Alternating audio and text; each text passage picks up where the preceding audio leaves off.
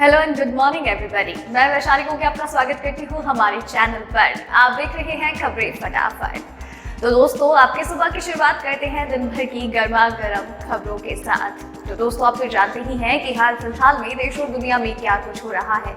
Corona virus और उसकी vaccine सबसे ज्यादा जरूरत चीज है पूरी दुनिया के लिए, और इसका लोगों तक पहुंचना ये सबसे बड़ा और अहम सवाल है, जिसकी खोज में लगातार देश के और दुनिया के सभी बड़े लोग लगे हुए हैं। तो साथ ही साथ प्रधानमंत्री नरेंद्र मोदी भी इस दौरान कई बड़े अहम फैसले ले रहे हैं इस देश की सिचुएशन को संभालने के लिए। तो इसके अलावा यह त्योहारी सीजन तो देश की जनता के लिए और भी कई नियमों में बदलाव हो रहे हैं। तो साथ ही साथ कई नए ऑफर्स भी आ रहे हैं जो कि आपको जानना बहुत जरूरी है, और उसके लिए आपको वीडियो एंड तक देखना होगा। तो चलिए दोस्तों, बातों में ज्यादा वक्त बर्बाद ना करते हुए एक नजर डालते हैं सुर्खियों की ओर। दिल्ली वालों से केजरीवाल की अपील, इस बार भी दिवाली में नहीं जलाएं पटाखे। हाईकोर्ट का फैसला, पत्नी मायके में रह रही है तो भी पति को देना होगा गुजारा भत्ता।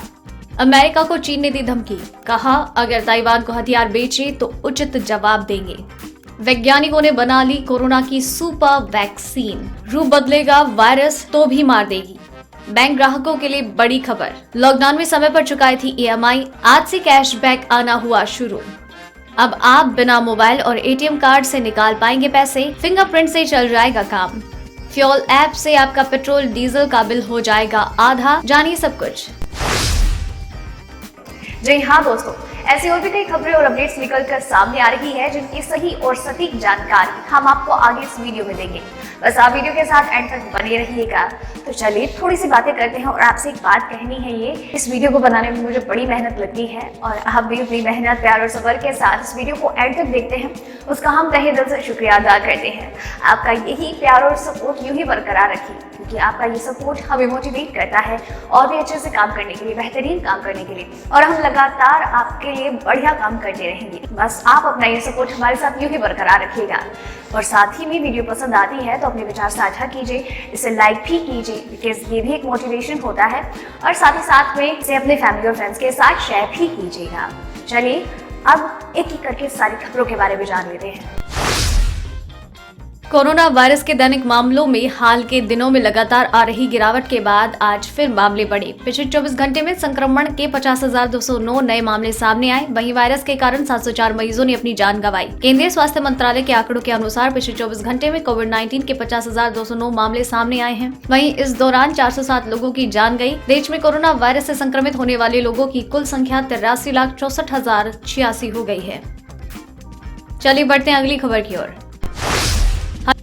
हाईकोर्ट ने माता पिता, पत्नी और बच्चों को गुजारा भत्ता देने के मामले में एक अहम फैसला लिया। कोर्ट का कहना है कि पूरे परिवार का भरण पोषण करना व्यक्ति की विधिक, नैतिक, सामाजिक जिम्मेदारी और वचनबद्धता है। दरअसल झांसी फैमिली कोर्ट में एक मामला आया था, जिसमें पति ने मायके में रह रही अपनी पत्नी को गुजारा भत्ता देने से इनकार कर दिया। ये मामला जब फैमिली कोर्ट से हाई कोर्ट में पहुंचा तो कोर्ट ने ये कहकर पति की याचिका खारिज कर दी कि भारतीय समाज में विवाह महत्वपूर्ण है। पत्नी जब अपना घर छोड़कर ससुराल आती है तो वो पति की जिम्मेदारी होती है, और उसे नैतिक से निभाना पति का फर्ज है। अगर कोई ऐसा नहीं करता है तो उसके खिलाफ कड़ी कार्यवाही की जा सकती है। चलिए बढ़ते हैं अगली खबर की ओर।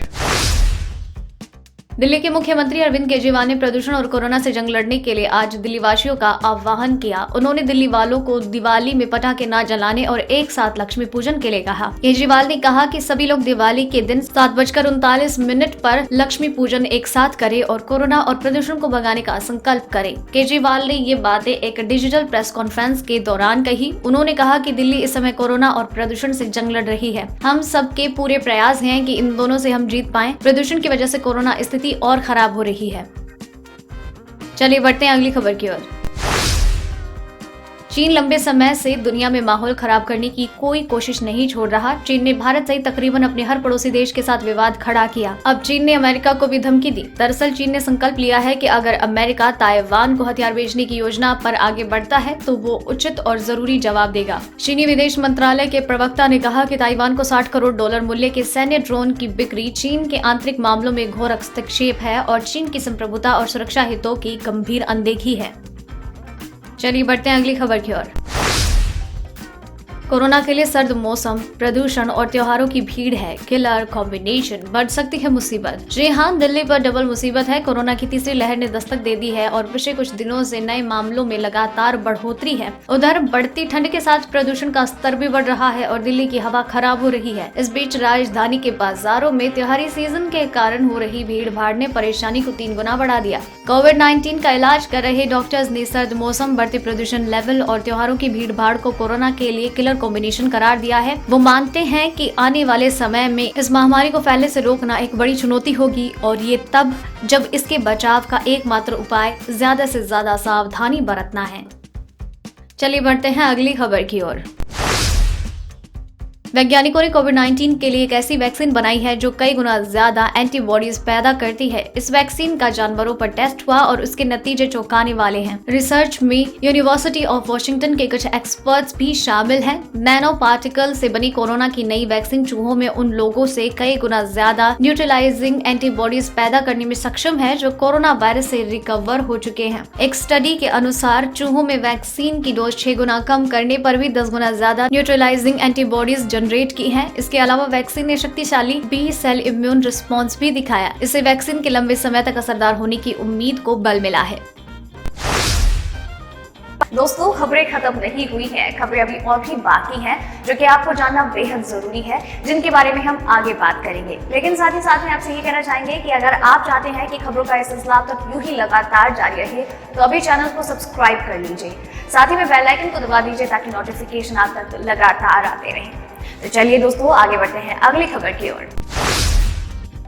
पेट्रोल डीजल के दाम में लंबे समय से ब्रेक लगा हुआ है। तेल कंपनियों ने लगातार 32वें दिन पेट्रोल डीजल के दाम में कोई बदलाव नहीं किया। दिल्ली में आज पेट्रोल 81.06 और डीजल 70.46, मुंबई में पेट्रोल 87.74 और डीजल 76.86, कोलकाता में पेट्रोल 82.59 और डीजल 73.99, चेन्नई में पेट्रोल 84.14 और डीजल 75.95 रुपए प्रति लीटर है। चलिए बढ़ते हैं अगली खबर की ओर। अमेरिकी चुनाव में जो बाइडेन की बढ़त से गोल्ड और सिल्वर में रफ्तार, ग्लोबल के साथ लोकल मार्केट में भी बढ़ रहे दाम। जी हां, अमेरिकी राष्ट्रपति चुनाव में जो बाइडेन के जीतने के बढ़ते आसार के बीच गोल्ड और सिल्वर के दाम में बढ़ोतरी दर्ज हुई है। बाइडेन निर्णायक माने जाने वाले विस्कॉन्सिन, मिशिगन और एरिजोना में जीत गए हैं और 270 के जादुई आंकड़े से वे सिर्फ 6 अंक की दूरी पर है। भारत में MCX में इसका असर दिखा और वो बृहस्पतिवार को गोल्ड के दाम 0.76% यानी कि 384 रुपए बढ़कर 51,204 रुपए प्रति 10 ग्राम पर हो गया और सिल्वर के दाम 1.03% यानी कि 630 रुपए बढ़कर 62,019 रुपए प्रति किलो पर पहुंच गया। चलिए बढ़ते हैं अगली खबर की ओर। देश के सभी बैंकों ने लोन मॉरेटोरियम सुविधा का फायदा लेने वाले कर्जदारों से वसूला गया ब्याज पर ब्याज लौटाना शुरू कर दिया है। बैंकों और वित्तीय संस्थानों ने 2 करोड़ रुपए तक का कर्ज लेने वाले व्यक्तिगत उधारकर्ता या छोटे कारोबारियों को आज से कैशबैक दिया जाना शुरू हो गया है। बैंकों की ओर से उन्हें भी रिफंड दिया जा रहा है जिन्होंने लोन मॉरेटोरियम सुविधा का लाभ नहीं लिया था। सरकार के एक निर्देश के बाद RBI ने बैंकों को ब्याज के भूतपूर्व भुगतान के क्रियान्वयन को 5 नवम्बर तक पूरा करने का आदेश दिया था। चलिए बढ़ते हैं अगली खबर की ओर। भारत में कई बैंक बिना ATM डेबिट कार्ड का इस्तेमाल किए ATM मशीन से पैसे निकालने की सुविधा दे रहे हैं। हालांकि इसके लिए मोबाइल नंबर और पिन की जरूरत होती है, लेकिन जरा सोचिए कि ATM कार्ड और मोबाइल की मदद के बिना ही पैसे निकलने लगे तो कैसा होगा। जी हाँ, DCB बैंक इस सुविधा की शुरुआत कर चुका है। बैंक ने देश का पहला आधार बेस्ड ATM मुंबई में लगाया है। इस सिस्टम के अंतर्गत बैंक अकाउंट होल्डर की पहचान उसके फिंगरप्रिंट, रेटिना स्कैन आदि के जरिए की जाती है। फिलहाल DCB बैंक अपने ATM मशीन पर फिंगरप्रिंट ऑथेंटिकेशन की सुविधा दे रही है। अगर अभी अगली बार ATM जाए और कार्ड ले जाना भूल जाएं तो परेशान होने की जरूरत नहीं है, क्योंकि तेजी से बदलती टेक्नोलॉजी ने इसे संभव बनाया है। दोस्तों, आज की इस वीडियो में बस इतना ही। खबरों का ये सिलसिला यही खत्म करते हैं, लेकिन खबरें आप तक लगातार आती रहेंगी, ये सिलसिला यूं ही जारी रहेगा। बस आपको चैनल को अभी सब्सक्राइब करना है, बेल आइकन को दबाना है और साथ ही में वीडियो पसंद आ रही है तो इसे लाइक कीजिए, फैमिली और फ्रेंड्स के साथ शेयर भी कीजिए। एक और बात ये कि अगर आपने वीडियो एंड तक देखा है देन मेक श्योर कि आप अपना नाम मेंशन करें और अपने विचार हमसे साझा जरूर करें। धन्यवाद।